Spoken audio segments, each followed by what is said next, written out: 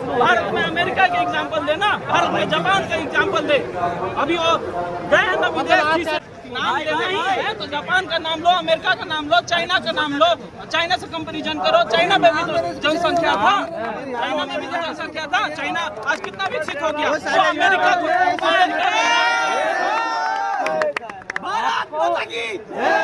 आपको देशद्रोही घोषित कर दिया जाएगा चाइना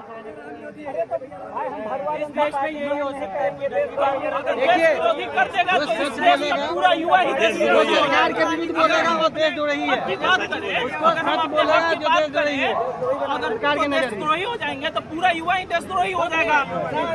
सब देशद्रोही हो जाएगा जो सच बोलने वाला। जमीन का टुकड़ा नहीं है, भारत एक वही है जहाँ पे जो भी हमारा 150 करोड़ का जनसंख्या है वो भारत है। ये नहीं कि जमीन के टुकड़े को हम सिर्फ भारत बोलते हैं। तो अगर तो फिर हम देशद्रोही कैसे हो जाएंगे? जब हम ही सब देश है तो हम देशद्रोही कैसे हो जाएंगे? अरे 2014 से पहले कोई जानता नहीं था भारत को।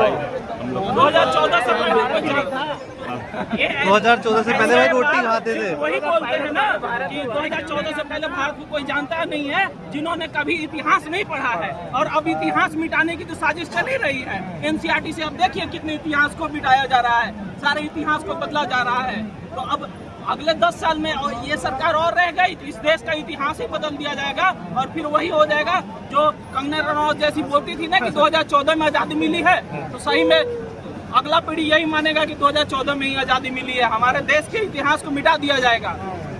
लेकिन कहा जाता है मोदी जी तो बहुत पावरफुल नेता है, मजबूत बहुत ज्यादा पावरफुल होते हैं। जहाँ खाड़ी में हमारे भारतीयों के ऊपर अमेरिका ने बम चला दिया, G7 में भी जाकर के ऐसा है नहीं है कि जिक्र किया है, लेकिन उनके आंख में आंख डाल के बोलने की यह हिम्मत नहीं हुई कि ये हमला आपके तरफ से हुआ था। उन्होंने बोला कि भारतीयों की मौत हुई है, लेकिन नहीं बोल पाए कि अमेरिका ने भारत की मौत की है। क्या कमजोर है? कुछ नहीं बोल पाए, कमजोर नहीं, ऐसा कुछ अगर चाइना के साथ हो जाता या किसी और देश के साथ हो जाता, किसी देश के साथ हो जाता तो ऐसा वो चुप रहते क्या?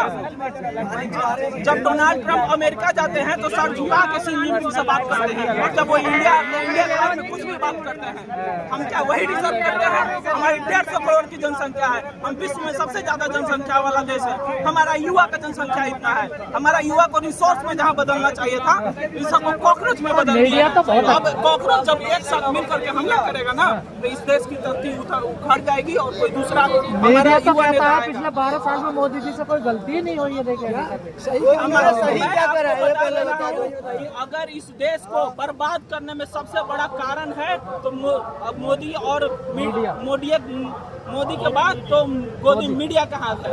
अगर गोदी मीडिया सही रहती ना तो यहाँ पे जितने भी यहाँ पे आपको देख लीजिए, आप कोई भी नाम वाला आपको माइक मिल रहा है क्या? कोई नाम वाला माइक मिला?